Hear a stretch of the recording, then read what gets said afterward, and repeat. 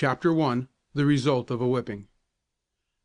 Hoeing corn is not very hard work for one who is accustomed to it, but the circumstances of the hoeing may make the task an exceedingly laborious one. They did so in Joe Gaston's case.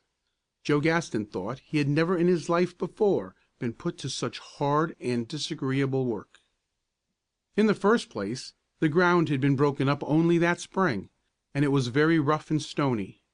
Next, the field was on a western slope, and the rays of the afternoon sun shone squarely on it. It was an unusually oppressive day, too, for the last of June. Finally and chiefly, Joe was a 14-year-old boy, fond of sport and of companionship, and he was working there alone. Leaning heavily on the handle of his hoe, Joe gazed pensively away to the west.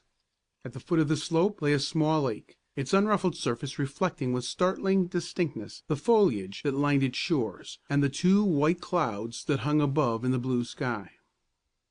Through a rift in the hills could be seen, far away, the line of purple mountains that lay beyond the west shore of the Hudson River.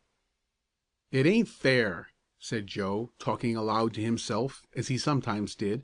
"I don't have time to do anything but just work, work, work. Right in the middle of summer, too, when you can have the most fun of any time in the year, if you only had a chance to get it. There's berrying and bee hunting and swimming and fishing and lots of things." The look of pensiveness on Joe's face changed into one of longing. "Fishing's awfully good now," he continued, "but I don't get a chance to go unless I go without asking, and even then I dasn't carry home the fish." After another minute of reflection he turned his face toward the upland, where, in the distance, the white porch and gables of a farmhouse were visible through an opening between two rows of orchard trees. "I guess I'll just run down to the pond a few minutes and see if there's any fish there. It ain't more'n 3 o'clock. Father's gone up to Morgan's with that load of hay, and he won't be home before 5 o'clock. I can get back and hoe a lot of corn by that time." He cast his eyes critically toward the sun, hesitated for another minute, and then, shouldering his hoe, started down the hill toward the lake. But before he had gone half way to the water's edge, he stopped and stood still, nervously chewing a spear of June grass, and glancing alternately back at the cornfield and forward to the tempting waters of the lake. "I don't care," he said at last. "I can't help it if it ain't right.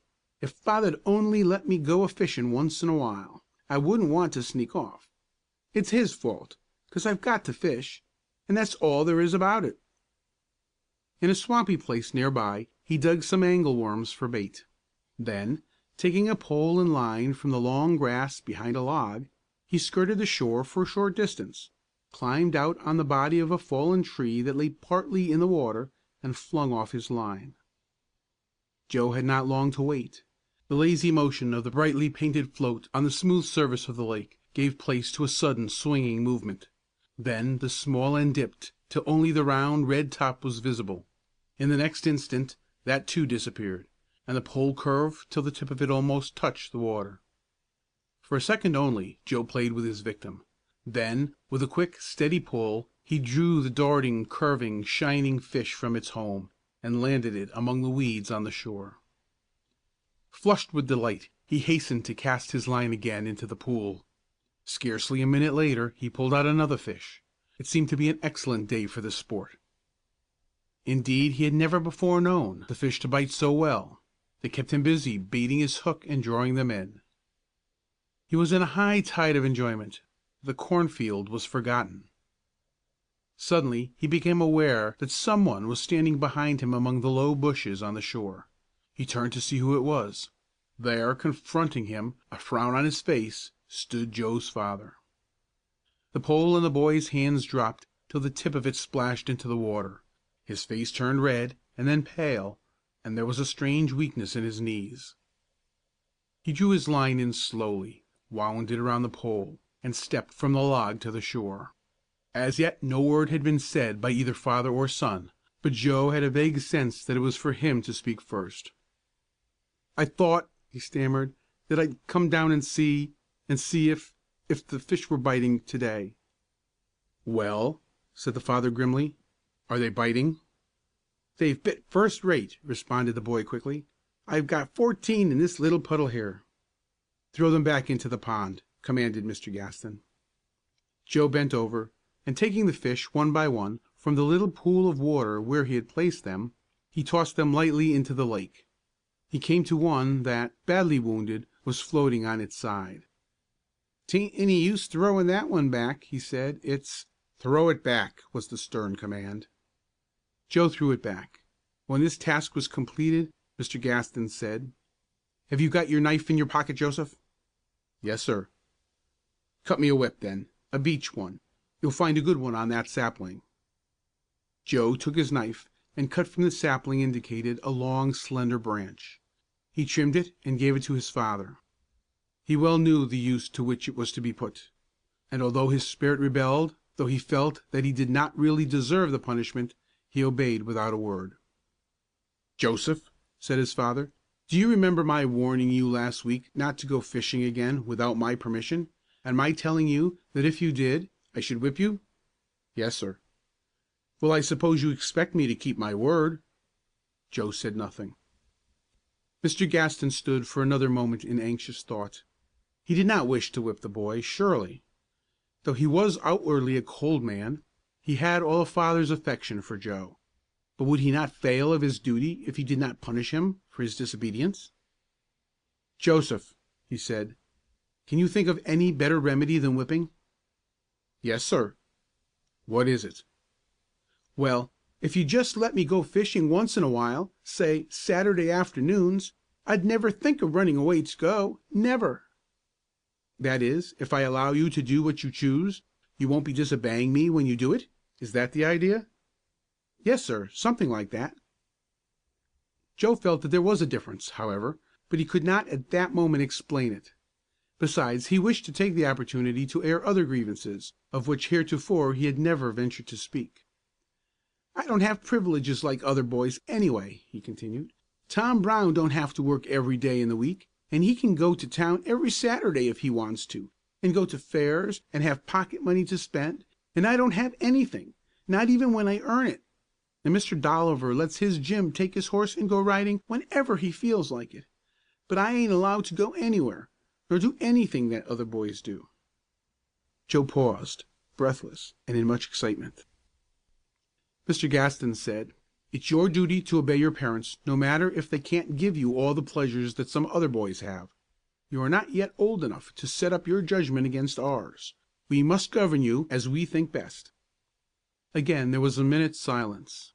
Then the father said, "Joseph, I had intended to whip you, but it's a hard and unpleasant duty, and I'm inclined to try you once more without it, if you'll apologize, and make a new promise not to go fishing again without my permission." "I'll apologize," replied Joe, "but I won't promise." "Why not?" "'Cause you wouldn't give me your permission, and then I'd break the promise. That's the way it always goes." "Very well. You may take your choice, either the promise or the whipping. I can't argue with you about it." Joe was excited and angry. He did not take time to think, but answered hotly that his father could whip him, if he wished. Mr. Gaston tested the whip, cutting the air with it once or twice. It made a cruel sound. "I want you to remember, after it is over," he said slowly, "that it was your choice, and not my pleasure. Stand out here and turn your back to me." Joe's chastisement followed. It was a severe one. The pain was greater than Joe had expected. The shock of the first blow was still fresh when the second one came, and this was followed up by half a dozen more in rapid succession. "Now," said the father, when it was over, throwing the whip aside, "you may go back to the cornfield and go to work." Without a word, and indeed with mind and heart too full for utterance, the boy shouldered his hoe and started back up the hill. Mr. Gaston, taking a path which skirted the field, walked slowly toward home. His mind, too, was filled with conflicting emotions. He felt that he was striving to do his duty by the boy, to bring him up to honest, sober manhood. Yet for the first time he began to wonder whether the course he was pursuing with him was just the right one to lead to that end. He paused and looked across the field to where Joe, who had reached his old place, was bending over a long row of corn, and his heart filled with fatherly sympathy for the lad in spite of his waywardness and obstinacy. The father felt that he would like to reason with Joe again more gently, and started to cross the field for that purpose. But fearing Joe might think that he had repented of his severity, he turned back and made his way with heavy heart toward home. As for Joe, his anger settled before an hour had passed into a feeling of strong and stubborn resentment. That his punishment had been too severe and humiliating he had no doubt. That he had long been treated unfairly by his father and had been governed with undue strictness he fully believed. Slowly, as he pondered over it, there came into his mind a plan to put an end to it all, a plan which, without further consideration, he resolved to adopt. This, he was determined, should be the last whipping he would receive at his father's hands. He was interrupted in his brooding and his plans by a young girl, who came down toward him between the rows of springing corn. It was his sister Jennie, who was 2 years younger than he. She looked up at him, as she advanced, with mingled curiosity and sympathy in her expressive eyes and face. "Joe," she said, in an awe-stricken voice, "did father whip you?" "What makes you think he whipped me?" asked Joe. "Because I heard him tell mother so." "What did mother say?" "Oh, she cried, and she said she was sorry it had to be done. Did he whip you hard, Joe?" "Pretty hard, but it's the last time. He'll never whip me again, Jennie." "Are you going to be a better boy?" "No, a worse one." Jennie stood for a moment silent and wondering at this paradoxical statement. Then an idea flashed into her mind. "Joe," she cried, "you're not going to run away?" "That's just what I'm going to do. I've stood it here as long as I can." "Oh, Joe, what will father say?" "It don't make much difference what he says. I'm going to. Say, Jennie, don't you go and tell now, 'fore I get started. You wouldn't do as mean a thing as that, would you, Jen? Promise now." Maybe if father knew you made up your mind to go, he'd treat you better." "No, he wouldn't. Look here, Jen, if you say anything about it, say now, you won't, will you?" No, not if you don't want me to. But I'm awful scared about it. What'll mother say?" asked the girl, wiping from her eyes the fast falling tears. "That's where the trouble is, Jen," replied the boy, leaning on the handle of his hoe, and gazing reflectively off to the hills. "I hate to leave mother. She's good to me. But father and I can't get along together, after what's happened to day, that's plain." "And won't you ever come back again?" asked Jennie, plaintively. "Not for 7 years," answered Joe. "Then I'll be 21, and my own boss, and I can go fishing whenever I feel like it." "Oh, Joe!" Jennie's tears fell still faster. "Joe, I'm afraid. What made you tell me?" "You asked me." "But I didn't want you to tell me anything so dreadful." From the direction of the house came the sound of the supper bell. Joe shouldered his hoe again, Jennie rose from her seat on a rock, and together they walked slowly home. On the way Joe extracted from Jennie a faithful promise that she would tell nothing about his plan. At the supper table Joe was silent and moody, and ate little. After doing the portion of the chores that fell to his lot, he went at once to his room. His back still smarted and ached from the whipping, his mind was still troubled, and indignation and rebellion still ruled in his breast. Before he slept, his mother came to see that he was safely in bed, and to tuck him in for the night. She knew that this had been a very bitter day for him, and although she feared he had deserved his punishment, she grieved for him, and suffered with him from the bottom of her heart. It was with more than the customary tenderness that she tucked the bedclothing around him, and kissed him good night. "Good night, mother," he said, looking up through the dim light of the room into her face. "Good night." He did not let go of her hand, and when he tried to say something more, he broke down and burst into tears. So she knelt down by the side of the bed, and smoothing his hair back from his forehead, talked gently to him for a long time. After more good night kisses she left him, and went back to her never ending work. This, for Joe, was the hardest part of leaving home, for he was very fond of his mother, and knew that his going would almost break her heart. Still, now that he had resolved to go, he would not change his mind, even for his mother's sake. It was long before Joe fell asleep, and even then he was beset by unpleasant dreams, so that his rest availed him but little. Before daybreak he arose, dressed himself, gathered into a bundle a few articles of clothing, a few of his choicest treasures, and a little money that he had earned and saved, and then on tiptoe left his room. At the end of the hall a door was opened, and a little white-robed figure glided out and into his arms. It was Jennie. "Oh, Joe," she whispered, "are you really going?" "Sh, Jen, don't make any noise.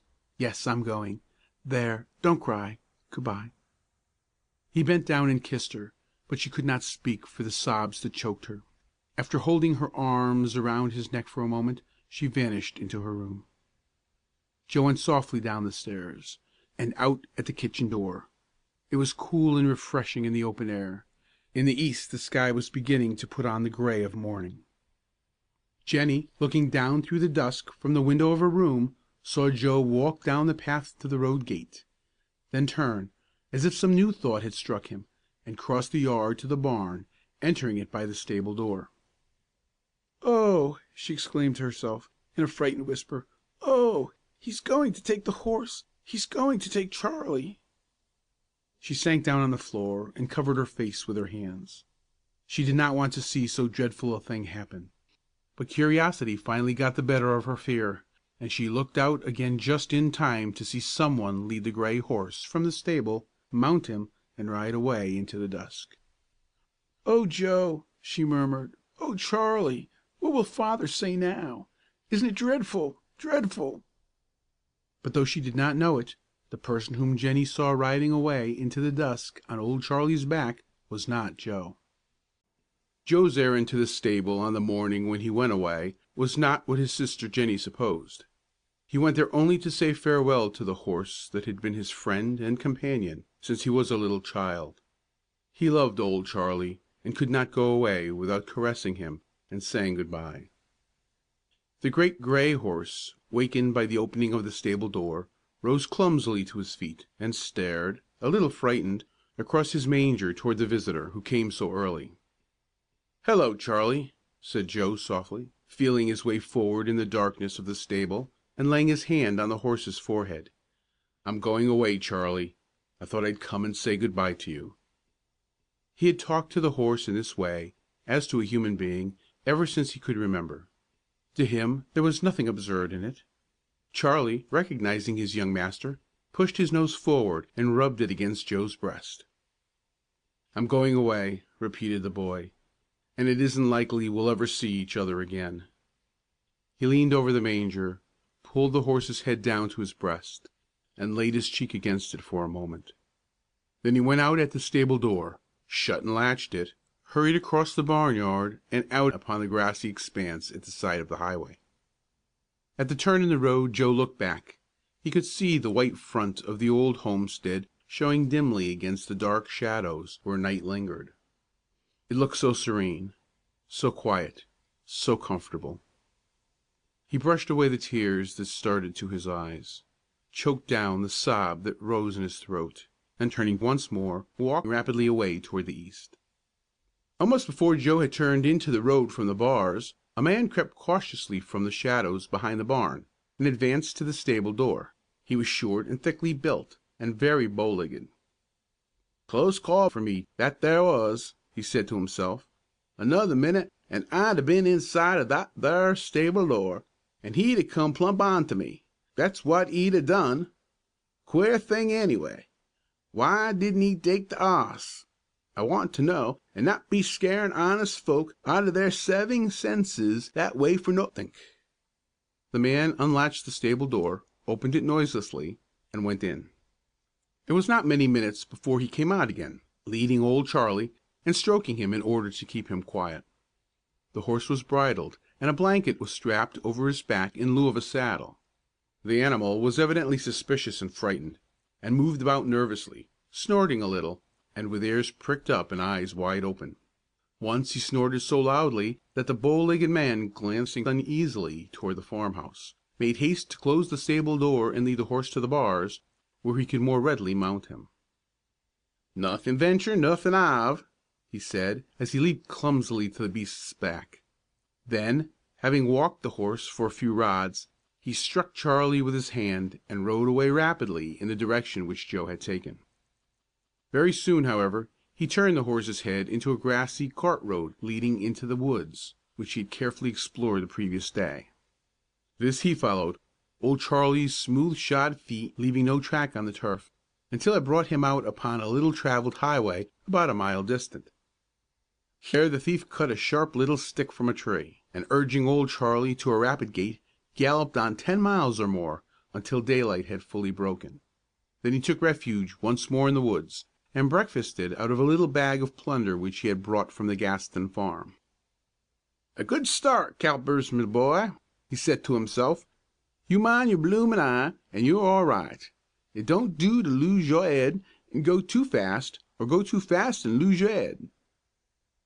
In the meantime, back at the farm, the cattle had begun to stir about in the barnyard with the lifting of the night shadows.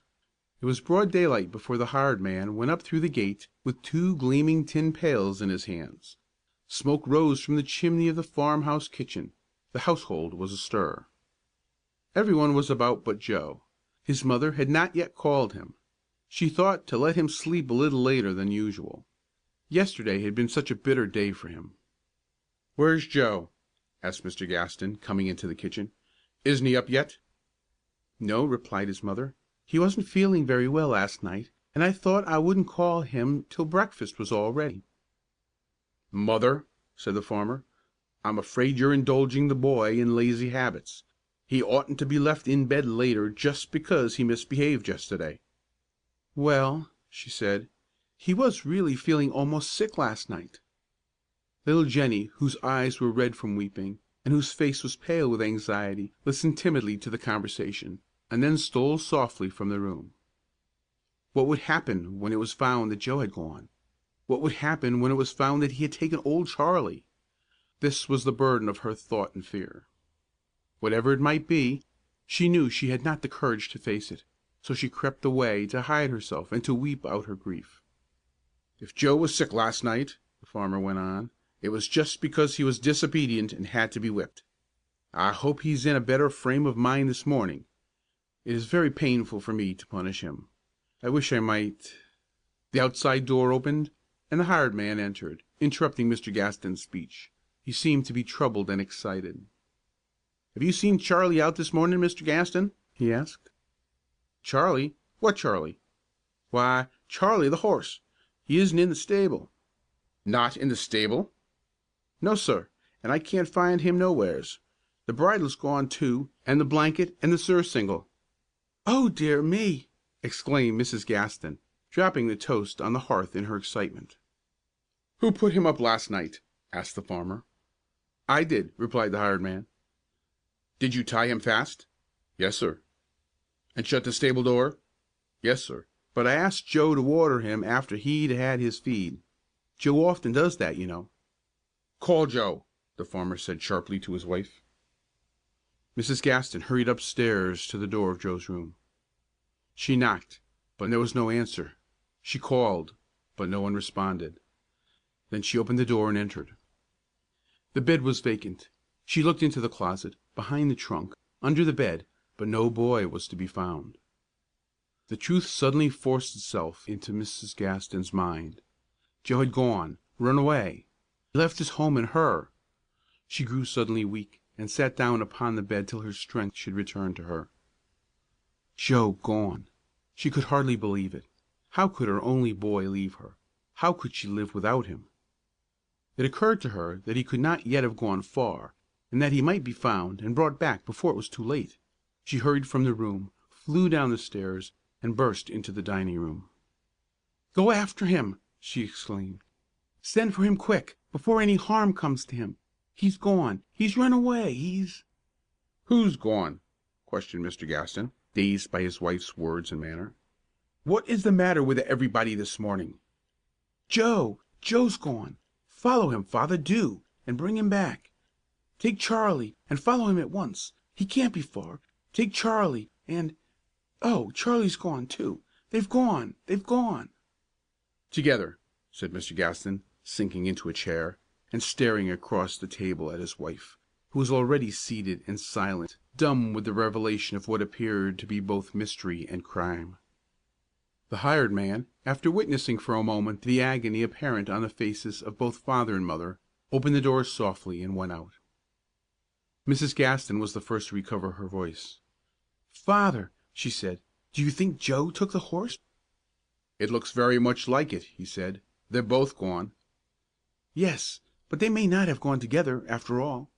Or if they have gone together, perhaps Joe had some errand that we don't know about, and will come back soon. Maybe he hasn't gone at all, but is somewhere about the place now. Don't let's accuse him before we know." "You are right. We'll find the proof first." Mr. Gaston went to the door and called the hired man. "Ralph," he said, "don't say anything for the present about this. We think some mistake has been made, but you may just make a quiet search for the horse around the farm and the neighborhood, and let me know if you find any trace of him. Now," he continued, turning back into the house, "we will search for evidence. Let us go first to Joe's room and see what we can find there." Together the father and mother mounted the stairs to the little east room and looked about. On a stand in the corner Mrs. Gaston discovered something that, in her former hurried search, had escaped her notice. It was a note in Joe's handwriting, written carefully in pencil, and it read as follows: "Dear Mother, I am going away. Father is too hard on me. I will come back to see you when I am 21, if Father will let me. Forgive me for making you feel bad, and for being an ungrateful boy. Good bye, Joe." She read the note, handed it to her husband, and, sinking into a chair, burst into tears. When Mr. Gaston had read it he went to the open window and stood for many minutes, looking away, thoughtfully and sternly, to the distant hills. "Father," sobbed his wife, "you will go after Joe, won't you? You'll find him and bring him back, won't you?" It seemed to her a long time before he answered her.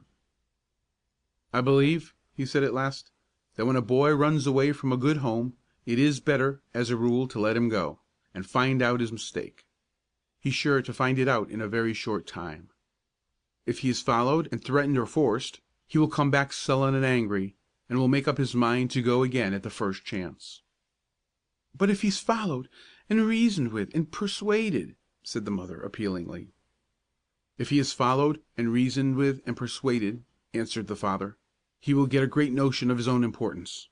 He will believe that he has gained his point, and will come back impudent and overbearing." "But think what harm may come to him, what suffering!"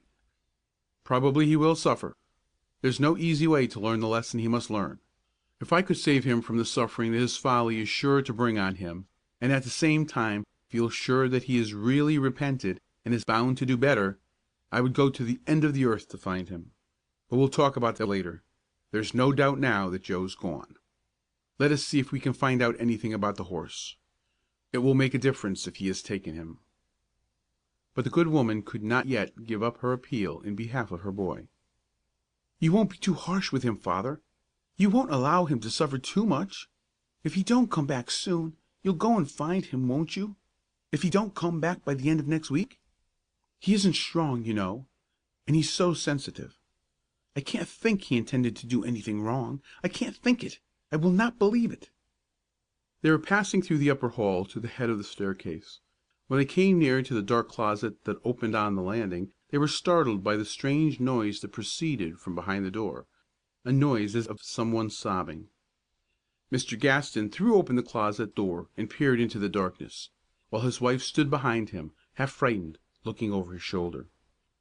"Why," he exclaimed when his eyes adapted themselves to the inner gloom, "it's Jennie!"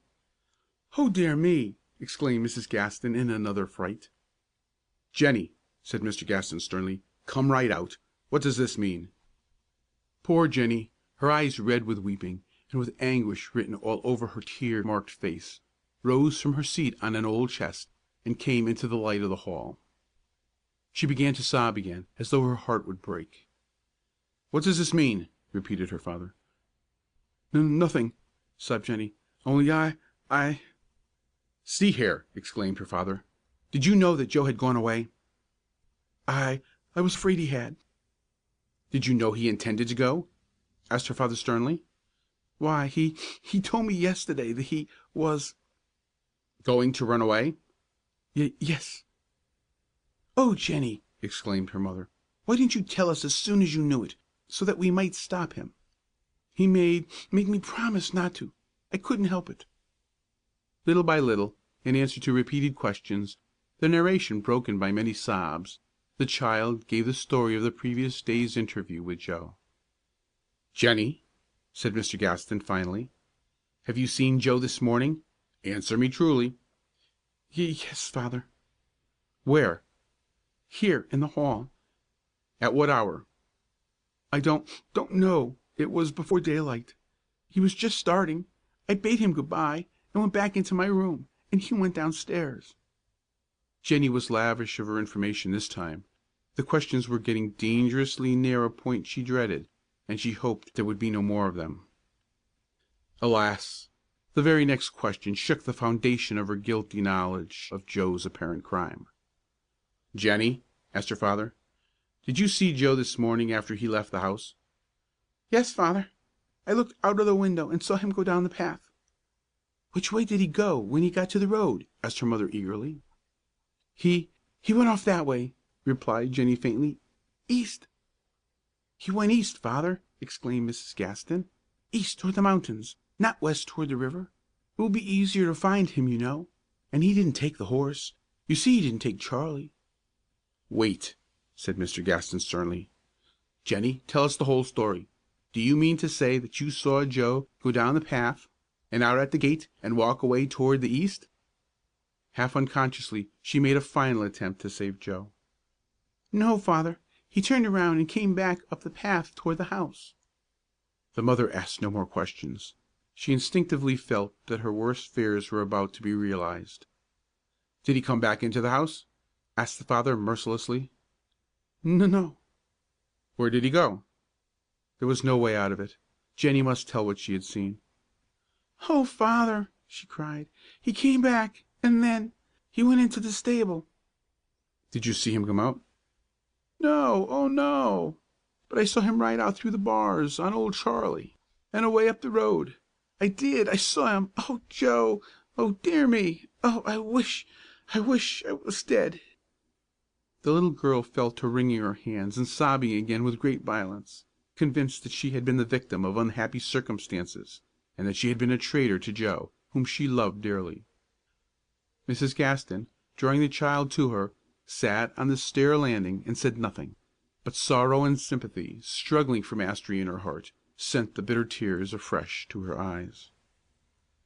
Over the face of Joe's father came a look that had not been there before.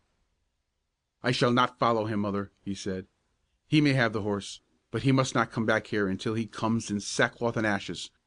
I am sorry that I have lived to see the day when a son of mine has come to be little better than a common thief."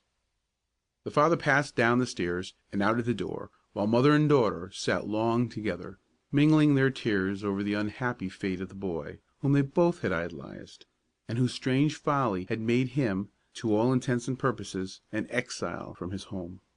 It is at Rondout that the Delaware and Hudson Canal, reaching across from the anthracite coal regions of Pennsylvania, touches tidewater on the Hudson. It is here that the bulky canal boats, having discharged their cargoes of coal, turn their bows again to the westward. From the low-lying lands at the river's edge, the mouth of the Rondout Creek curves back into the hills, forming for miles a safe, broad harbor. On the northerly shore of the creek is the wharf. On the left side of this wharf long lines of canal boats are tied to the wharf posts, and fastened one to another. On the right, canal stores, blacksmiths' shops, and stables extend as far as the eye can reach. In the early morning, before the activities of the day have begun, this wharf is a deserted and forbidding place. And on one such early morning in September, with chill air and cloudy skies, and not even a rose tint in the dull east, there was no one to be seen throughout the whole length of the wharf, save one slowly moving boy. This boy was so dull and miserable in appearance as to be hardly noticeable against the general dullness around him. His clothing was ragged and dusty; his shoes were out at both heel and toe. The battered hat, pulled well down over his eyes, shaded a haggard and a hungry face. His mother herself would scarcely have recognized this scarecrow as Joe Gaston. What his hardships and sufferings had been since that June morning when he angrily left his home, his appearance told more eloquently than words can describe them. Many and many a day he had longed for the good and wholesome food he knew was on his father's table. Many and many a night, as he lay under some unwelcoming roof, or still oftener with the open sky above him, he had dreamed of that gentle mother who used always to fold the soft covering over him, and give him the good-night kiss. But a few days before our meeting with him here on the canal, Joe had met, on the public road, a roving wood sawyer who recognized him. They walked together a long way. The man, who had sawed wood for Joe's father several times, had been at the homestead since Joe's departure. He seemed surprised not to find the horse with Joe, and he finally asked the boy what he had done with him. He was still more surprised when he learned that Joe had not had old Charlie and knew nothing about the theft. But poor Joe! It touched him to the quick to learn as he did that at home he was regarded as a horse thief. It was this that he brooded over now, day and night. To think that they should accuse him of stealing old Charlie! Joe had, in his wanderings, followed a sort of circle, which now brought him within a comparatively short distance of home. But if, before this, he had thought of returning there, the thought was now driven from his mind. He felt that he could not go back to face this charge against him, for who would believe him? It was time to turn his face toward the westward. Besides, he had said that he would not return until he was 21 years old. His pride had not yet been enough chastened by misery to cause him to abandon his foolish boast. So here he was, on the wharf at Rondout this raw September morning, seeking not so much independence and fortune as bread and shelter. Joe walked slowly along close to the buildings, for the wind that swept down the creek was disagreeably cold. An occasional raindrop struck his face. He was very thinly clad, too, and he could not help shivering now and then as he pushed his hands deeper into his pockets and turned his back for a moment to the wind. He stopped to look at a few loaves of bread and a string of sausages that were displayed in the window of a cheap store. He wondered whether it would be wiser to spend his last few pennies for his breakfast or save them for his dinner. He had about decided to buy a piece of bread, and was waiting for the store to be open for the day, when someone accosted him from behind. "Say, you boy!" Joe turned and looked at the speaker. He was a rather stout, low-browed man, with a very red nose and a shaven face, upon which a rough stubble of beard had begun to grow. His pantaloons were supported from below by the tops of his rubber boots, and suspended from above by a single brace, which ran diagonally across the breast of his red flannel shirt. "Do you want a job, young fellow?" continued the man. "What kind of job?" asked Joe. "Drivin'." "Drivin' what?" "Hosses on the canal. My boy got sick last night, and I've got to get another one. Do ye know anything about hosses?" "Yes," replied Joe. "I've driven 'em a good deal, and always taken care of 'em." "Well, my boat's unloaded, and I'm ready to pull right out. What do you say? Go?" "What wages do you pay?" asked the boy, hesitatingly. "Well, you're big and smart lookin', and know how to handle hosses. I'll give you an extra big pay." Joe's spirits rose. True, the man looked forbidding and undesirable as a master, but if he paid good wages, the rest might be endured. "Well, what will you pay?" persisted the boy. "I'll give ye $4 for the round trip, and board and lodge ye." Joe's spirits fell. "How long does the trip take?" he asked. "2 weeks." "And when do I get my money?" "Half at Honesdale, and half when you get back here." "Well, I don't know. Make up your mind quick. If you don't want the job, I'll be looking for another boy." Joe thought of his penniless condition. It might not be long indeed before he would be starving. Here was a chance to obtain at least food and shelter, and probably enough to buy an overcoat. "Well," he said, "I'll go." "All right. Have you had any breakfast?" "No." "Come along with me, and I'll give you some." Joe's spirits rose again at the thought of breakfast. He followed the man down the dock a short distance, then from the dock to a canal boat lying close by, and from this boat to another, and still another. When the last boat was reached, they went down into the cabin where a colored man was cooking food. A leaf projecting from the wall was already propped to a horizontal position, and on it were a few plates, knives, and forks, a dish of warmed up potatoes, a slice or two of fried ham, and some bread and butter. The negro was preparing coffee also. The odor of it was very pleasant to Joe as he climbed down the steep cabin stairs, and he did not wait long after being told to help himself. "I've hired this boy for the trip," the man explained to his cook. "What's your name, young fella, anyhow?" he continued, turning to the boy. "Joe." "What else?"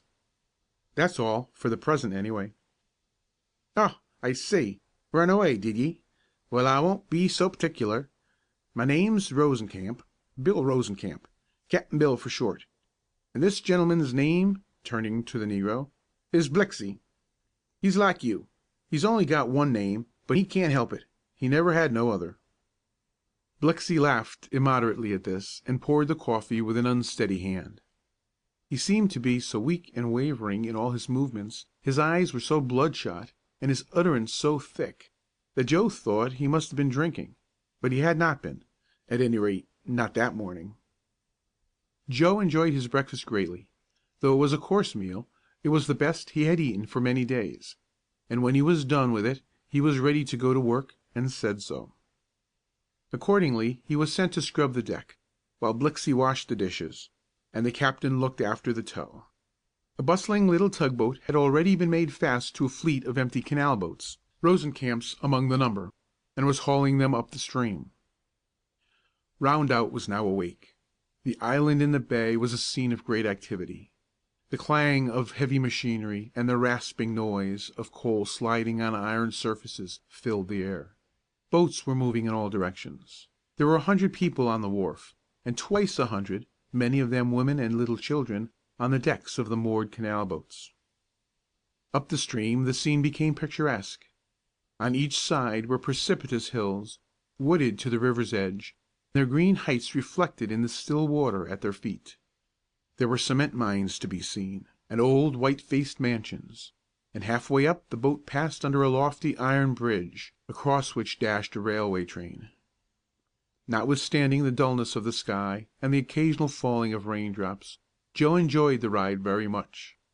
At Eddyville, the first lock, a tide lock, bars the way, and here the horses and mules are kept. "Do you see that stable over there?" said the captain to Joe. "My hosses is there. You go and get 'em. Ask for Cap'n Bill's hosses."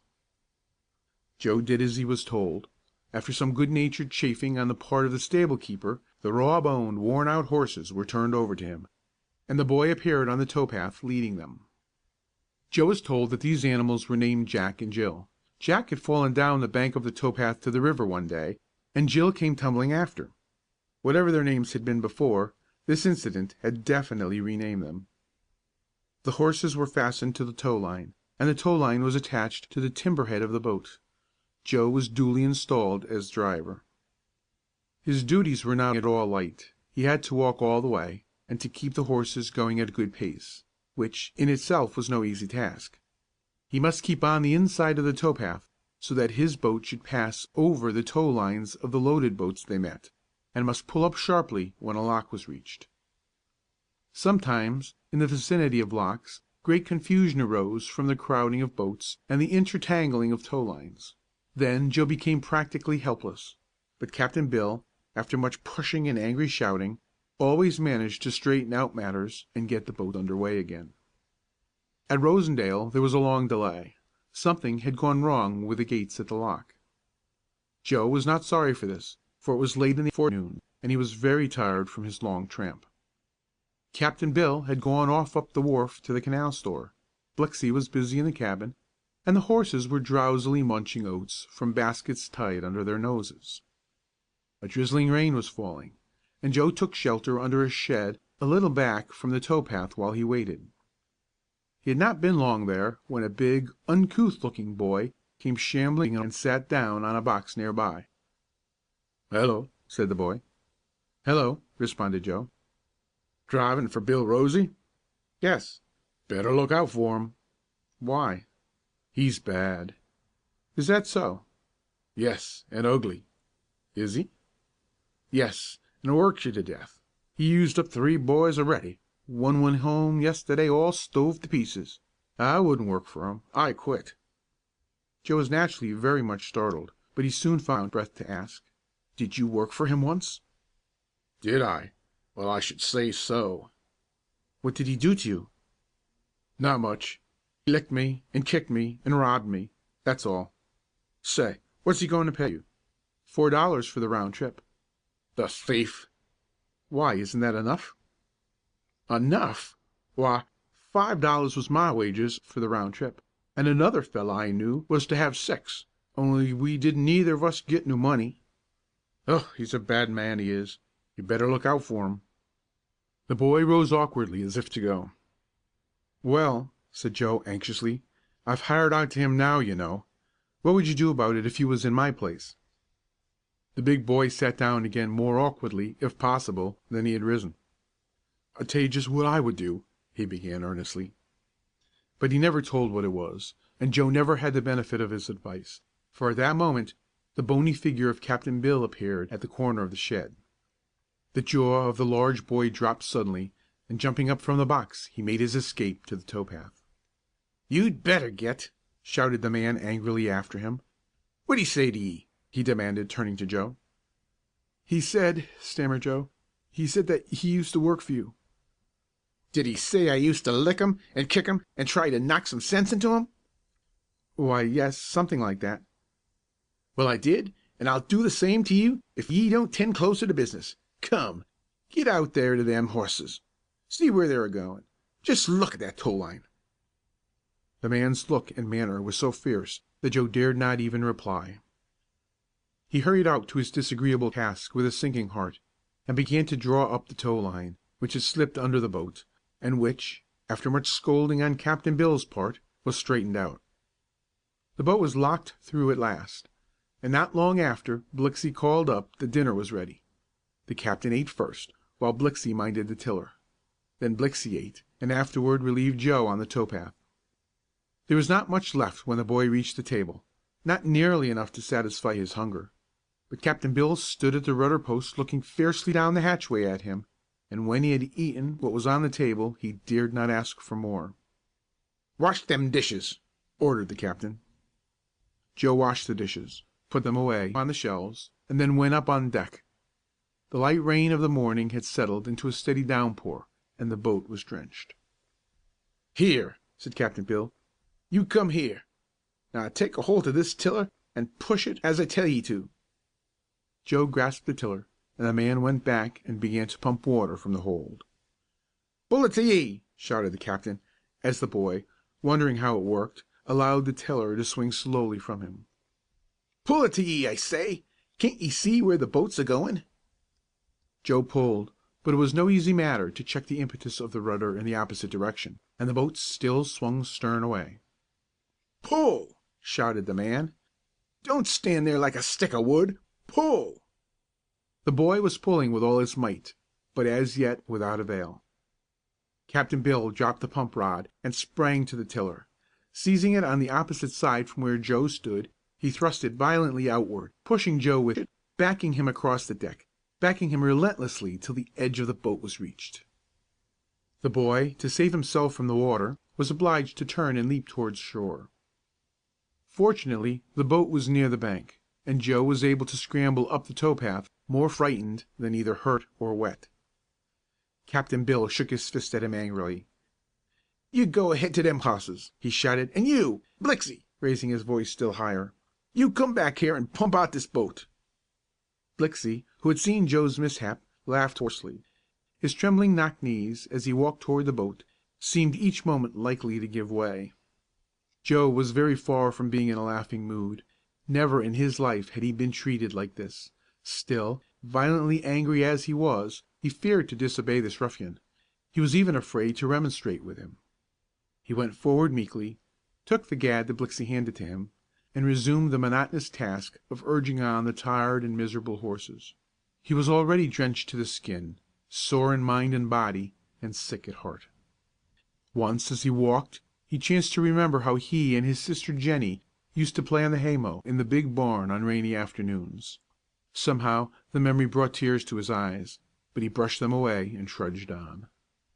Many loaded boats were met coming down, and many locks were passed. It was always a relief to the monotony to come to a lock, and take the horses around it, and wait while the boat was being locked through.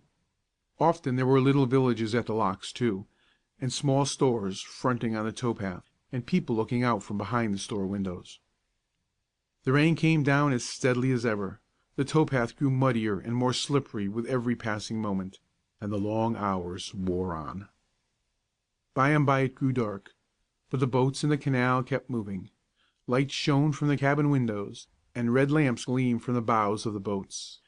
But the towpath, where Joe walked, was wrapped in the deepest gloom. It was a cold, rainy, and impenetrably dark night on the towpath. Here and there was a lantern, which, when passed, seemed only to deepen the darkness. Now and then the swish of a tow line in the water was heard, or the harsh scraping of a boat against another boat, or against the timbers of the wharf. Men shouted hoarsely to one another or to their beasts. Along the muddy towpath a pair of drenched and miserable horses were urged by a drenched and miserable boy. To this boy, who was Joe Gaston, it was like some hideous dream. He moved under a constant strain of fear upon nerves already overwrought, and with incessant physical effort on the part of a body already worn to the verge of exhaustion. He found relief for a few moments while he ate his supper. The boat was waiting below a lock. The captain, who had already eaten, went out on the towpath, and Joe's only companion at the table was Blixey. When the two had eaten all that was before them, Blixey said, "Well, young un, had enough, eh?" "No," replied Joe, "I haven't. I'm hungry yet." Blixey rose and climbed far enough up the cabin stairs to put his head out and make sure that Captain Bill was not on deck. Then he came back, and opening a little cupboard under the dish shelves, took out half a loaf of bread and some cold ham and set it before the boy. "Mum's the word," he whispered. "Don't say nothin', but just get around it 's quick as you can." Joe followed the advice without further delay. "Blixey," he said, between his mouthfuls, "you're very good." As he ate, the captain's hoarse voice was heard from the towpath. "Blixey!" "What is it, boss?" asked the negro, stumbling up the cabin stairs. "Send that young rascal out here." The negro crawled back part of the way down the stairs. There was a certain compassion in his voice as he said, "You'll have to go, honey, and right smart, too. I know 'em." So Joe went, and took up again in the blackness of night his dreary, cruel task on the towpath. He thought it would never end; that the sun would soon rise at his back, and that he should be kept right on at his work through another day. But when Port Jackson was reached, at 10 o'clock, the boat was tied up for the night. The horses were put under shelter in a stable near by and fed. Then the two men and the boy went down into the cabin of the boat to go to bed. Under the stern deck there were two bunks, and no more. These were occupied by the two men, so that Joe must sleep on the cabin floor. He was given an old quilt, and an overcoat for a pillow. Removing part of his wet clothing, he rolled himself in the quilt and tried to sleep. But sleep would not come to him. His physical and his nervous system had undergone so great a strain and fatigue that he could not at once relapse into slumber. The cabin was shut tight to keep out the storm, but the water found its way in nevertheless. Little rills ran across the floor and soaked the old quilt in which Joe was wrapped. The air of the room, which seemed little more than a box, became foul and oppressive. Visions of his own room at home floated into Joe's mind as he lay there. He saw the spotless floor, the pictures on the walls, the pretty curtains at the windows, the warm, soft, tidy bed. He thought of the dear mother at his side, soothing him, with loving touch and gentle words, to sweet sleep and pleasant dreams. That he wept then, tears of homesickness, of sorrow, of deep and bitter shame, until he had sobbed himself to sleep, was but evidence of the gentle and manly spirit that lay beneath his boy's foolish pride and impetuous will. The next morning, Captain Bill awakened Joe by pushing him rudely with his foot.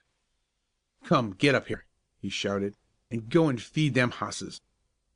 Joe rose. He was stiff and sore from exposure and exertion. His damp clothing, as he put it on, sent a chill through his whole body. He fed the horses, as he was told. After the crew had breakfasted in the cabin of the boat, the same monotonous round of duty was taken up that had occupied the day before. The rain was still falling, and the cold had increased.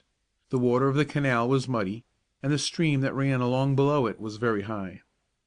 The towpath was softer and more slippery than it had been the previous day, and walking upon it was more difficult. The boy who drove the weary and wretched horses through the mud and rain was far more tired and miserable than they were. Late in the forenoon the boat reached Ellenville. For more than a mile Captain Bill had apparently been on the lookout for someone. As they passed under the iron bridge, and in toward the lock without meeting anyone, the captain uttered a sort of grunt of disappointment. Just then, however, a man came down the towpath leading a gray horse. The man was short and stout, with legs that were so bowed that it was a marvel that they held him up at all. Captain Bill's face lighted up as he caught sight of him. He leaped from the boat to the towpath and went ahead to meet the stranger. "Well, Callipers," he inquired, "got a hoss for me?" "You bet," replied the man, "and a powerful good 'un, too." Captain Bill went close to the bow-legged man, bent down to him, and said something in an undertone. The man listened and nodded. Then followed a conversation which no one could hear, except the persons engaged in it. It ended with Captain Bill's counting out some money from a black and greasy leather wallet, and handing the money to Callipers.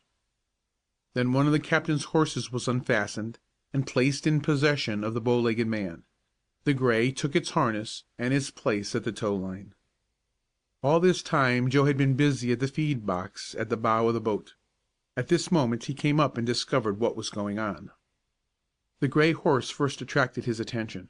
There was something about the animal that reminded him strongly of Old Charlie. He looked again, and more closely. The horse threw up his head and neighed. It was Old Charlie. Joe gave a leap to the side of the boat, another to the towpath, and in the next instant he was at the horse's head. "Charlie!" he cried. "Charlie! Why, Old Charlie, is it you?"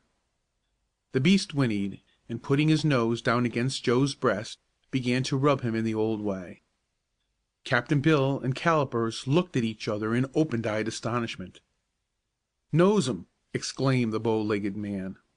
"Seems to," replied the captain. "Who is he?" "Don't know him. He's a runaway." The bow-legged man advanced and looked at the boy more closely. "Bless my eyes and ears!" he exclaimed, drawing hastily back. He recognized Joe as the boy who had visited the stable the morning on which the horse was stolen. "Good bye, Bill," he said to the captain. "I'm goin'." But at that moment Joe, running quickly, intercepted him. "Where'd you get that horse?" he demanded, panting with excitement. "Where'd you get him?" "I got him where he grew, sonny, but there ain't no more like him, so you needn't go lookin' for one." "But I want to know." "You don't want to know nothin'. You go tend to them hosses," interrupted Captain Bill. "See where the boat's gettin' to. Mind your business and stop asking questions." "But that horse." "Never mind that hoss. You tend to business. He's my hoss now." "No, he's not your horse. He's my father's horse. He was stolen from my father's barn. He—" The captain took one step toward the boy, fastened his hand in Joe's collar, and dragged and pushed him to his post. Joe was frightened and cowed. His lips turned white. He dared no longer disobey. He went ahead and resumed his monotonous duties, but in his brain was a whirlpool of rage. The rain fell harder than ever. The wind blew in fierce gusts. The towpath was muddy beyond description. It was a day on which neither man nor beast should have labored, except under shelter. Joe walked as much as possible at Old Charlie's head, urging him gently at times, putting his arm caressingly over the beast's drooping neck, or twining his hand in the long, wet mane. He talked to the horse, too, in the old familiar way, telling him of his troubles, pitying him for his own hard lot, sympathizing with him, until he fancied that tears stood in the horse's eyes. He knew they were rolling down his own face. It was evident that the horse had been on a long journey, though the distance was not great from the place from which he had been stolen. The thief was a crafty and skillful one, and had kept the animal out of the channels of travel, where search would be more likely. What adventures he had had, and what other operations he had carried on meanwhile, no one knew. Late in the afternoon, when both boy and horse should have been relieved from further work, Old Charlie began to indulge in a habit which he had acquired on the farm.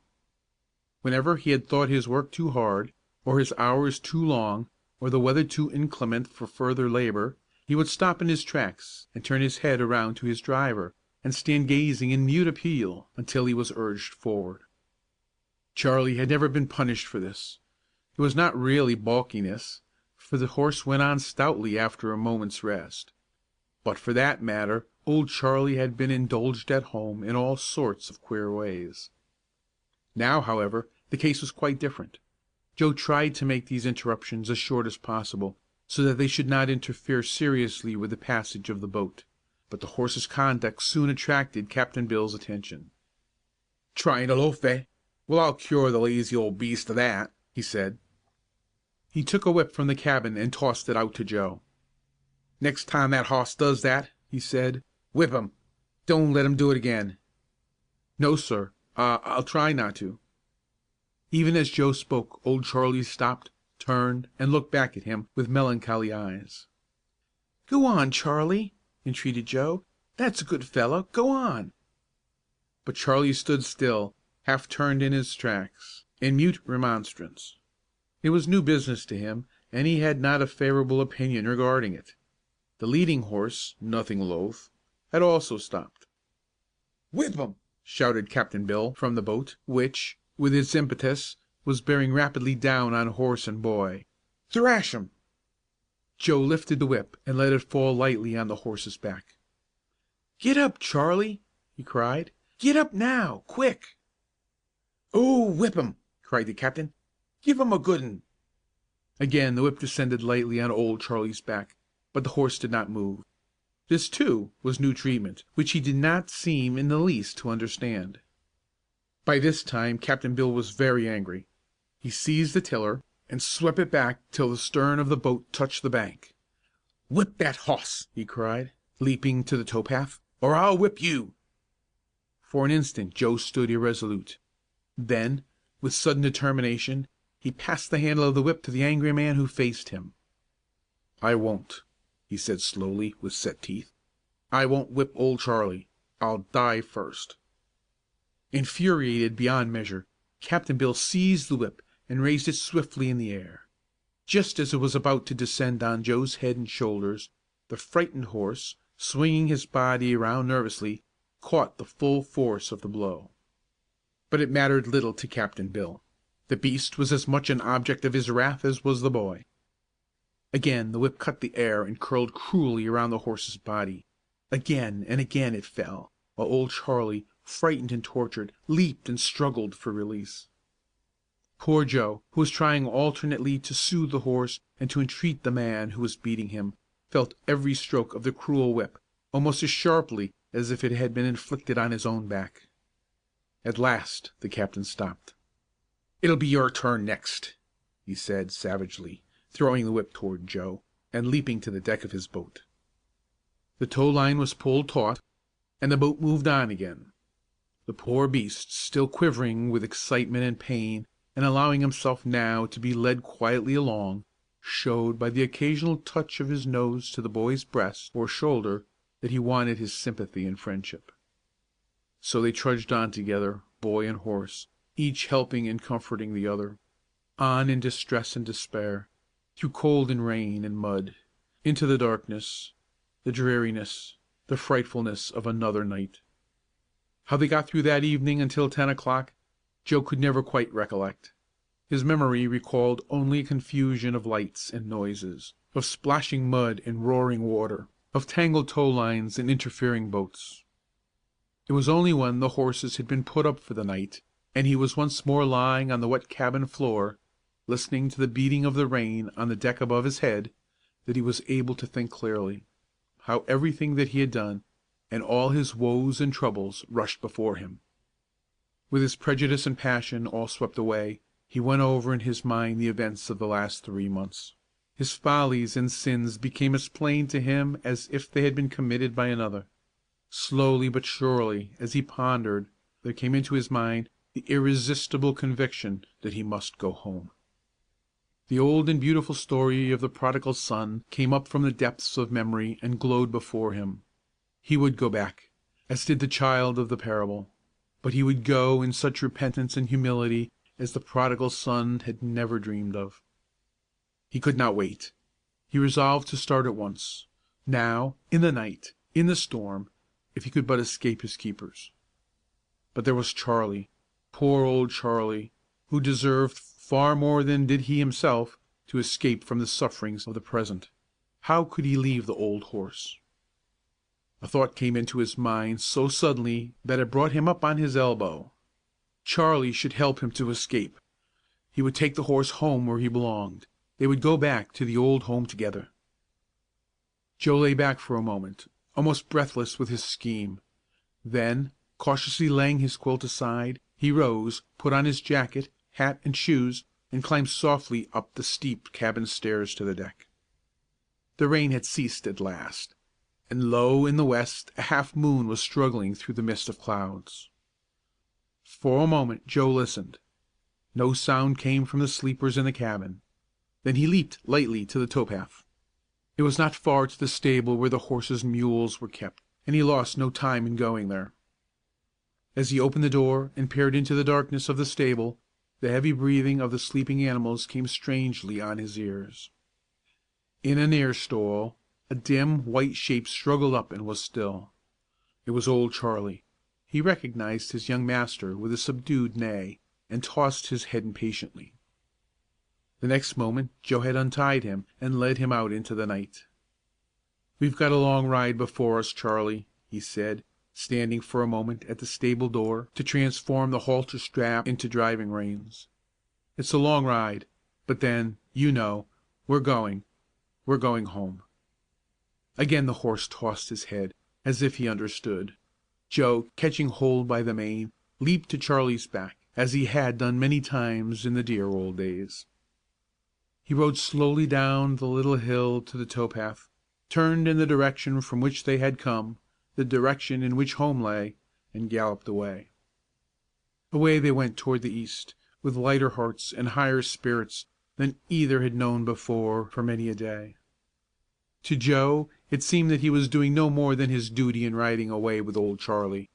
He was too inexperienced to know that he had no right to seize the horse in this way, even though the animal was his father's lawful property.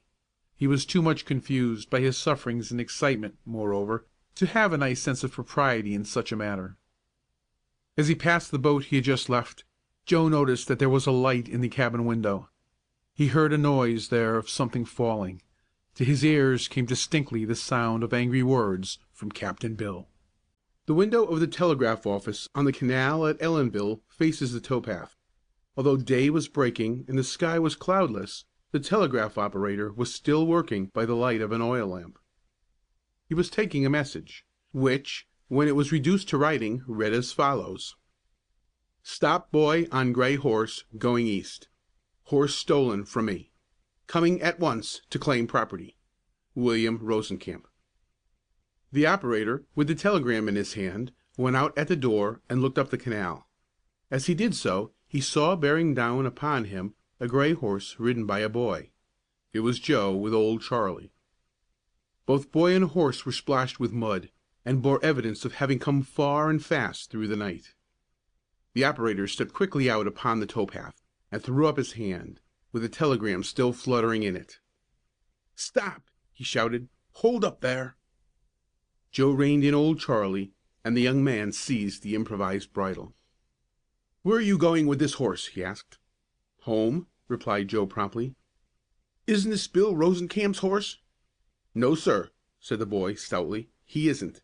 He's my father's horse. He was stolen, and I'm taking him back home." "Didn't Captain Bill have him?" "Yes, but he hadn't any right to him, and he abused him too." "Didn't you take him without Captain Bill's knowledge?" "Of course I did. I couldn't have got him at all if I hadn't." "Well, I guess you'd better get off and let me take charge of the horse, and we'll investigate this matter a little. Come," he called as Joe hesitated. Get down, I say." The boy let himself wearily to the ground. Several men and boys who were standing near the offices and on the towpath came crowding about. "The superintendent is due here soon," said the operator. "He's coming up with the paymaster, and he'll settle it." On the canal the superintendent's authority was almost absolute. Local authorities deferred to him in all matters pertaining to the canal and its employees, unless the law were formally invoked. The crowd stood about impatiently. The operator still held the horse, and Joe stood near, looking confident and very earnest. Presently a steam launch came puffing up the canal, gave two shrill whistles, and was quickly made fast to the dock. A heavy, well-built man, with closely cropped beard and a kindly face, stepped from the deck to the towpath. He was followed by a man who carried a heavy valise, and by one or two other men. They were the canal superintendent and the paymaster and their assistants. "What's the matter here, Matthew?" asked the superintendent, approaching the group. "This boy is charged with stealing this horse," replied the operator. "Here's the message." The superintendent took the telegram and read it. "Is this Bill Rosencamp's horse?" he asked, turning to Joe. "No, sir," repeated Joe. "He isn't. He's my father's horse." "But he acknowledges having taken him from Rosencamp," the operator explained. "Well," said the superintendent, "Rosencamp is coming. When he gets here we shall find out whose horse it is." "But I don't want to stay here till he comes," said Joe. "Probably not," remarked the operator sarcastically. The superintendent, who perceived that this was not an ordinary case of horse stealing, now looked more closely at Joe, and noticed the boy's haggard, hungry look. "He won't hurt you," he said. "Rosencamp's a rough fellow, but he won't hurt anyone around here. And if it turns out that the horse is yours or your father's, you will get possession of him, of course. Meanwhile, we shall have to find out the exact truth of the matter. Have you had any breakfast?" "No, sir," replied Joe. "I haven't had any, nor old Charlie either." The superintendent smiled. "Matthew," he said, "tell the stableman to take this horse up to the barn, and feed him, and rub him down. And you," turning to the boy, who was not a little bewildered by the invitation, "come with me." He led the way across the street into a large boarding house. There, in a warm and pleasant dining room, Joe ate the first good meal he had taken in several weeks.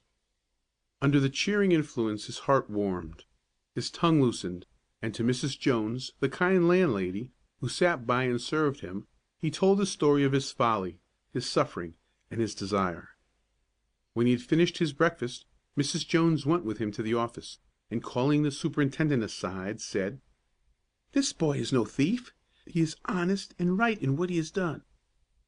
"We shall soon find out about it," was the reply. "Here comes Rosencamp." Captain Bill rode up to the office door, dismounted, and tied his horse. To the group of men and boys who quickly surrounded him, he told, with many threats and much rough language, the story of his night ride, and denounced the wickedness of Joe. "If I once get my hands on him," he muttered, "he'll never want to see another hoss again, as long as he lives." Tired with his journey, splashed with mud, his face red with anger, he entered the office and demanded the gray horse. "Was it your horse that the boy took?" inquired the superintendent. "Course it was," replied Captain Bill, with a fine pretense of indignation. "Where did you get the horse?" was the next question. "Bought him." "Where?" "Right here in Ellenville." "From whom?" Rosencamp hesitated a little. "I don't rightly know the man's name," he said. "A feller had him to sell." "I know," piped out a shrill voice from the crowd that had gathered in the room. "It was Callipers, the man that's been in prison for horse stealin'. I see him strike the bargain here on the towpath yestiday." Rosencamp lost something of his bravado. The kindly look disappeared from the face of the superintendent.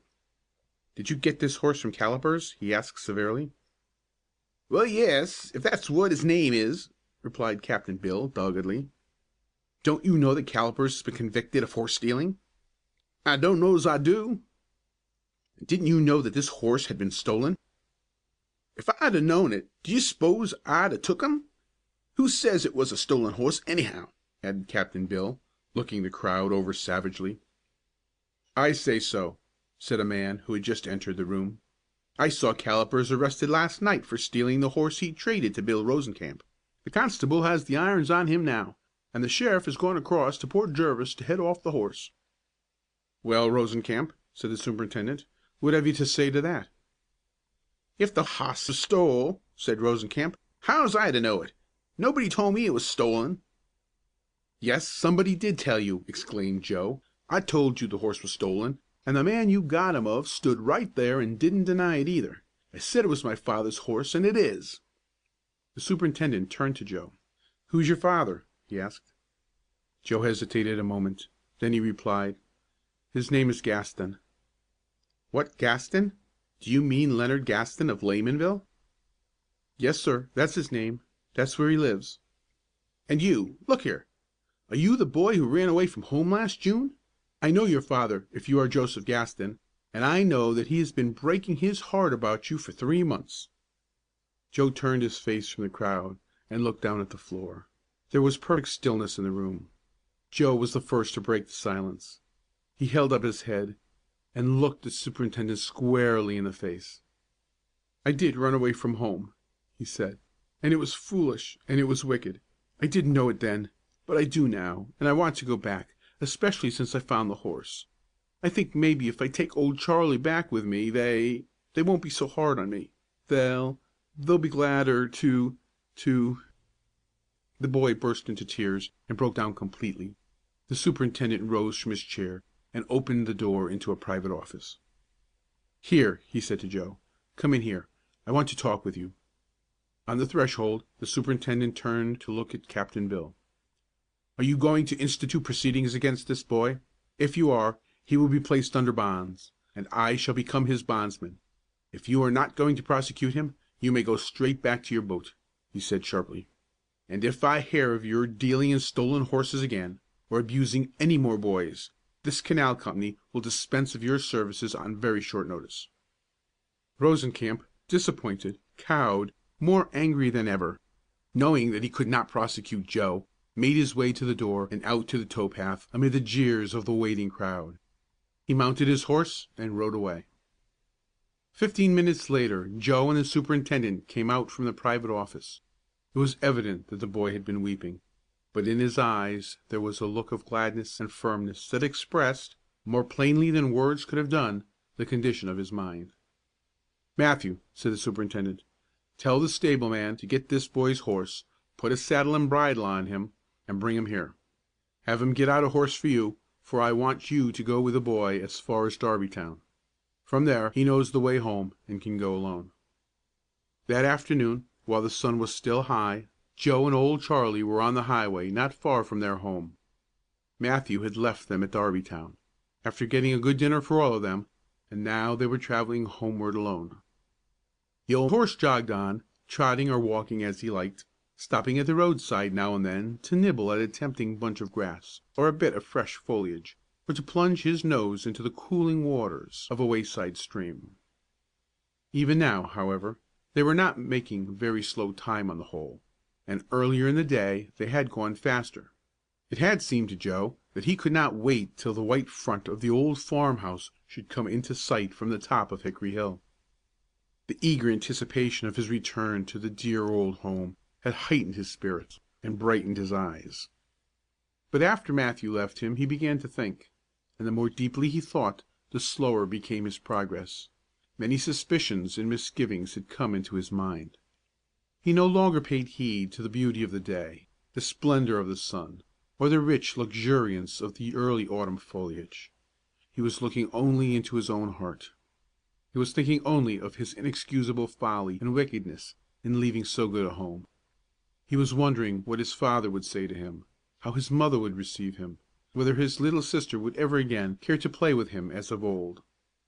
He was wondering, indeed, if his parents would wish to have him come home at all, disgraced as he was, if the door of his father's house would not be shut and barred against him forever. "Hello, there! What's the matter wi' ye?" The exclamation, coming so suddenly and unexpectedly, so startled Joe that he almost fell from his horse. He had been so deeply engrossed in thought that he had not seen any one approaching. He looked down now and discovered a little old man standing near the horse's head. The man was shrunken, knock-kneed, eccentric in dress and manner, and leaned heavily on his cane. Joe recognized him at once as a neighborhood character, whom everyone knew by the name of Uncle Billy. "Why, I thought ye was asleep," said the old man. "I was fearful ye'd tumble off the hoss." "I wasn't asleep," replied Joe. "I was thinkin'." "A thinkin'!" exclaimed Uncle Billy. "What right's a boy like you got to be a thinkin', I'd like to know?" He advanced a step and laid his hand on Old Charlie's neck. "Been a good hoss in his day," he commented. "Looks like the hoss Leonard Gaston used to hev, the one 'at was stole." "It is," replied Joe. "It's the same horse." The old man started back so quickly that he tripped and almost fell over his cane. "Who be you?" he exclaimed, shading his eyes with his hand, and looked up intently at Joe. "You ain't Joe Gaston, be ye?" "Yes, I am. I'm Joe Gaston," responded the boy, sadly. Uncle Billy retreated still farther. "Well, I'm dum flustered!" he exclaimed. After a minute he added, "Where you goin'?" "Home," replied Joe. The old man shook his head solemnly. "You won't get much of a welcome thar," he said. "Why? Is my father set against me?" asked Joe anxiously. "Set against ye? That's put it too mild. He's cast ye off. He's unherited ye. He won't speak of ye to nobody, an' he won't let nobody so much as mention your name in his prisence. Now what ye think o' that?" The old man seemed to take delight in giving his unwelcome information. He looked up at Joe with a quizzical smile on his thin face, and waited for an answer. Joe did not reply to the question, but after a minute he asked, "Do you know whether my mother feels the same way?" "Of course she does. First along she purred near cried her eyes out over ye. She went around makin' out ye never stole that hoss. Said ye'd be back in a day or two an' clear it all up. But she's give ye up now. They don't none of 'em ever expect to see ye again. An' what's more, I guess they don't none of 'em want to. What ye think o' that, eh?" Again the old man smiled grimly at Joe, and again Joe left his question unanswered. He was struggling now with a great lump in his throat that was growing larger and more uncontrollable each moment. What does my little sister, what does Jennie think?" he asked, choking sadly over the question. "Well, there now," was the reply. "That gal, I don't think o' her. She don't dacent talk about ye to hum, you know, but when she's away she kind o' finds opportunities to discuss the subject. 'Twa'n't but last week she says to me over to William's place, says she, 'It's awful lonesome without Joe,' she says. 'I wisht he'd come back and be a good boy,' says she. 'Ain't it sad about his goin' away so?' she says. 'Do you think he'll come back ag'in soon, Uncle Billy?' says she. An' I says, 'No, he won't never come back ag'in. He's gone too fur,' says I, 'in more ways 'n one,' says I. What d'ye think o' that, hey?" By this time Joe could not have answered the question if he had tried. The lump in his throat seemed to have dissolved into tears that filled his eyes and ran freely down his face. The old man saw that the boy was crying, and for a moment seemed to repent his hardness of heart. "I'm sorry for ye, sonny," said Uncle Billy, after an awkward pause, "but I tell ye they ain't no use o' your goin' home. They don't expect ye, an' they don't want ye." Still Joe sat, weeping and speechless. "Well," the old man added, "I must be joggin' on. Somebody might come along an' see us two together, an' well, I got a repitation to lose, you know." He burst into a shrill cackling laugh, grasped his twisted cane more firmly, and hobbled on around a bend in the road and out of sight. Old Charlie, unheeded by his young master, started on. The sun sank till the light it threw on the green September foliage was mellow and golden. From somewhere in the distance came a ting-a-ling of a cowbell as the herd wandered slowly home.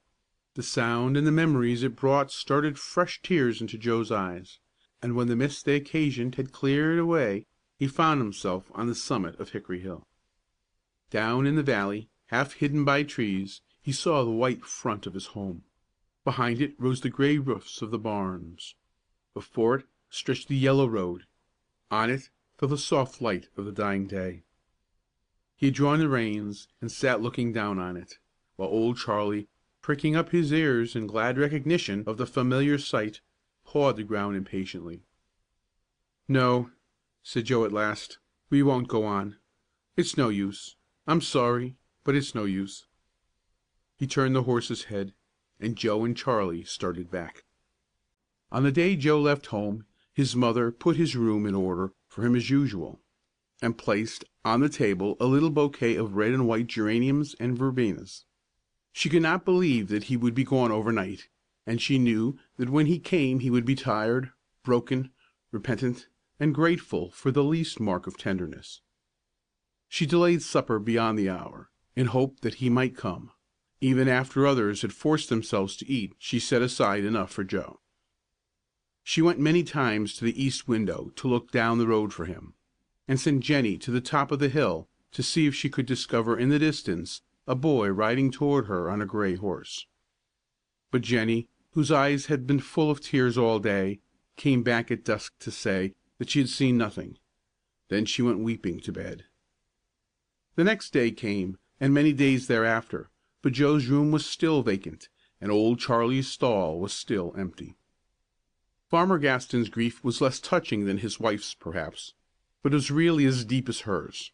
The habitual sternness of his face was tempered with the lines of sorrow. He had made no effort to find the horse.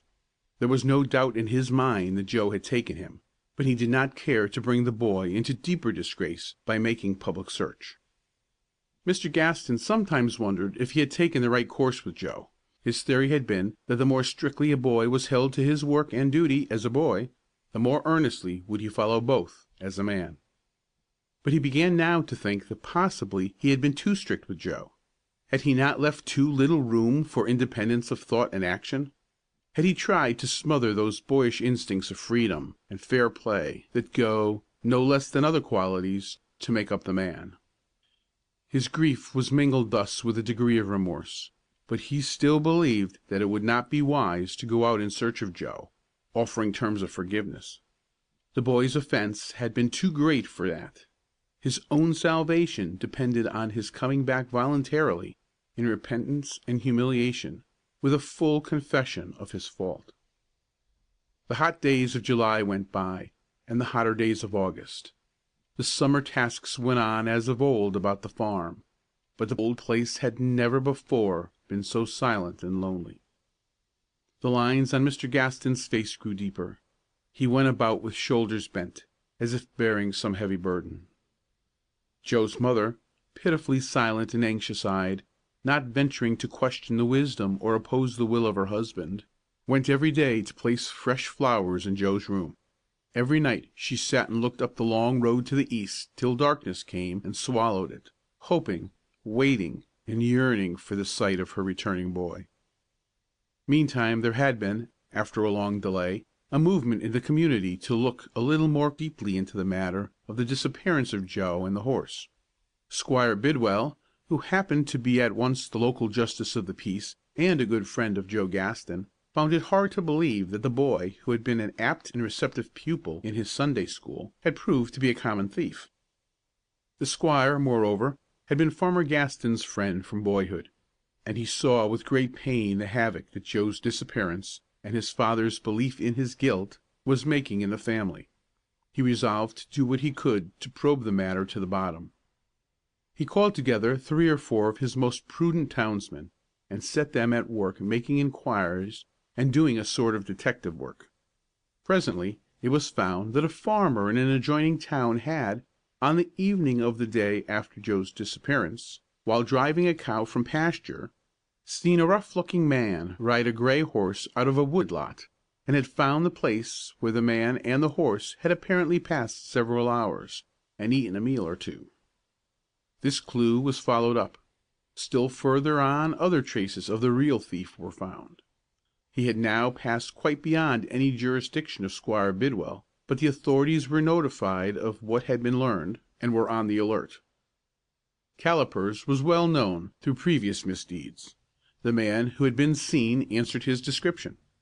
For a long time he evaded pursuit, but at last, as we have seen, he was apprehended, the very day after he had turned old Charlie over to Rosencamp on the canal.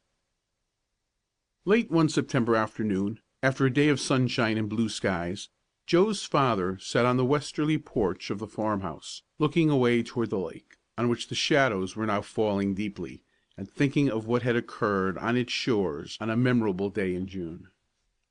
On the steps at his feet, her chin in her hands, thinking also of poor Joe, sat his daughter Jenny. Mrs. Gaston, busy with some household task, moved about in rooms near by. Suddenly, through the lane around the corner of the house came Squire Bidwell. He declined Mrs. Gaston's invitation to enter the house, and Mr. Gaston's invitation to take a chair on the porch.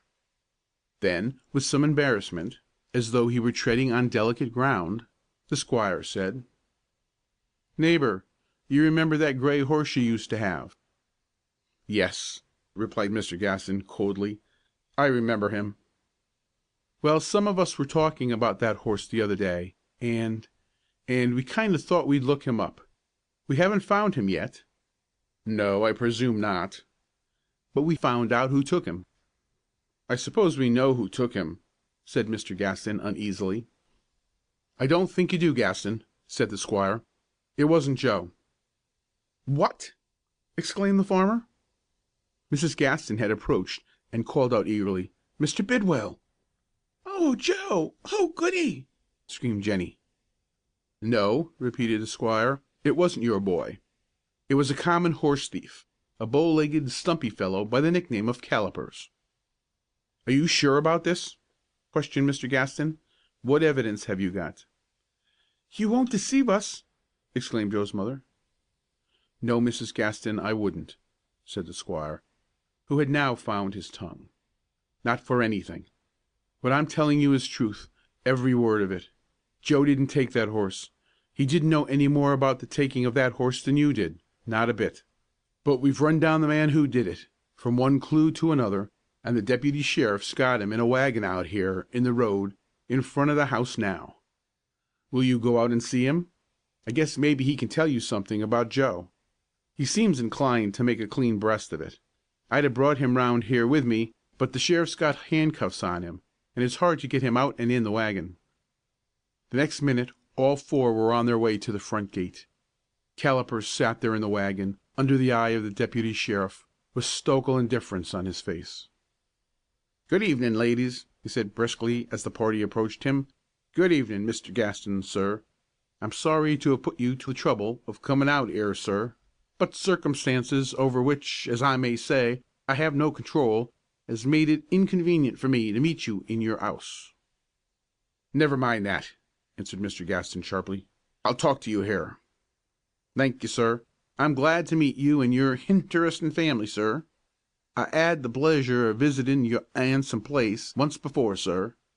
It was in lovely June, in the early mornin', sir. I may say it was so early that I 'adn't the 'art to disturb your slumbers. But as the result o' that 'ere visit, be'old me now." The man held up his hands to show the steel bands firmly clasped about his wrists, and joined by a few short links. "Do you know anything about my son?" asked Mr. Gaston, abruptly. "Yes, sir. I will proceed with my tale. You see, I was just about to enter the stable door that mornin', when that young feller appeared a comin' down the path, and as he appeared, I disappeared behind the corner o' the barn. He went in where the 'oss was, and talked some sort o' rubbish to him about 'is goin' away, and all that, you know.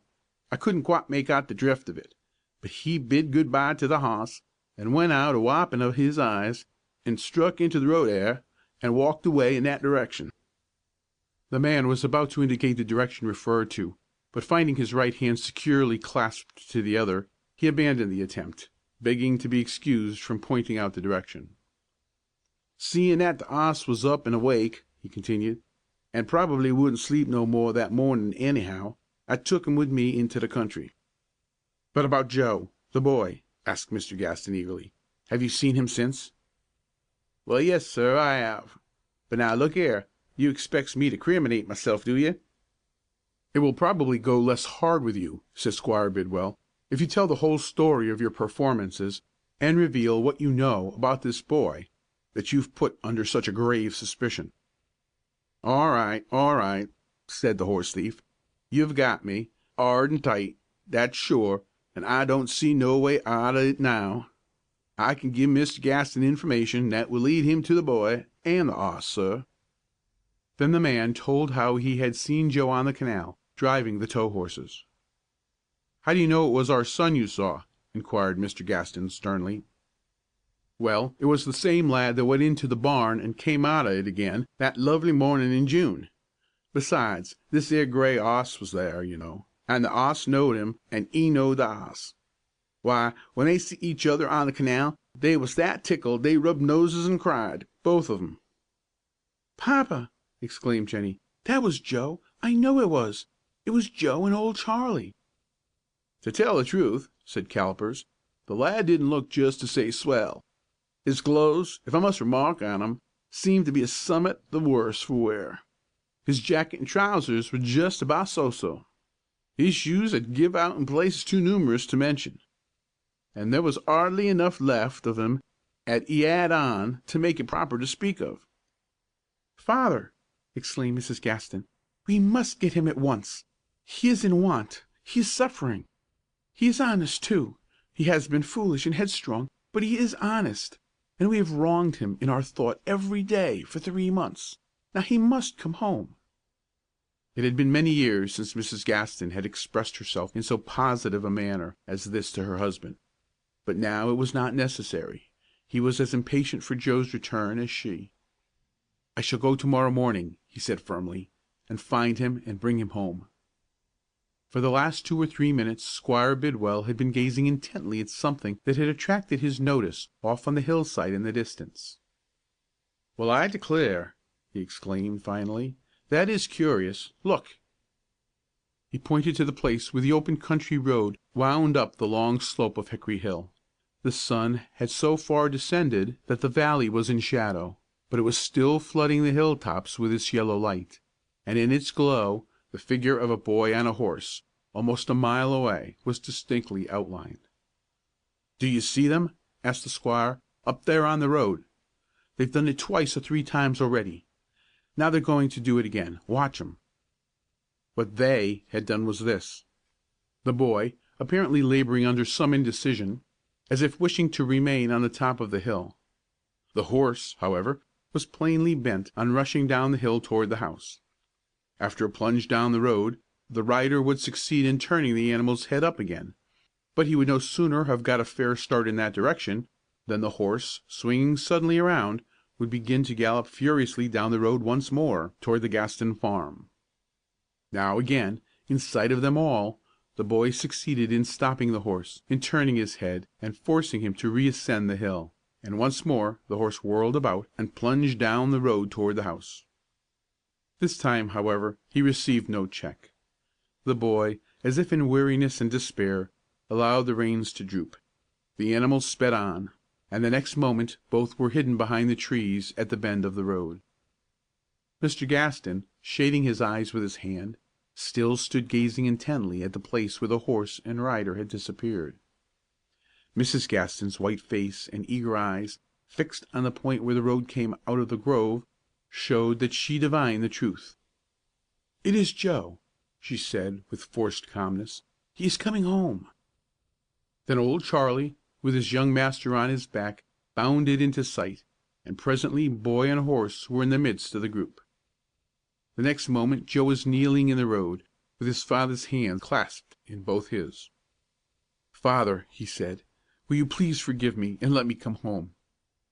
Before the father could reply, the arms of Joe's mother were around him, and Jennie was laughing and crying and clinging to his neck. Then the good old horse, pushing his nose in among the 4 faces that he loved, met with a welcome that was no less sincere. "He made me come," explained Joe a minute later. "I got to the top of the hill, and my courage gave out, and I didn't dare come down, and I thought I would ride back on the road a piece farther, and then turn the horse loose and let him come home, while I went on afoot. But Old Charlie would come, whether or no, and—" Joe's voice gave out. Everyone cried a little. Even Squire Bidwell and the deputy sheriff and Callipers had tears in their eyes. Mr. Gaston's face, even with the tear marks on it, was radiant. Soon the squire and the deputy sheriff, with their prisoner Callipers, drove off toward the county seat. Then the whole Gaston family went in with Old Charlie to the stable, and gave him his supper and his bed before seeking their own. Joe's father, and mother, and sister were happy people that night.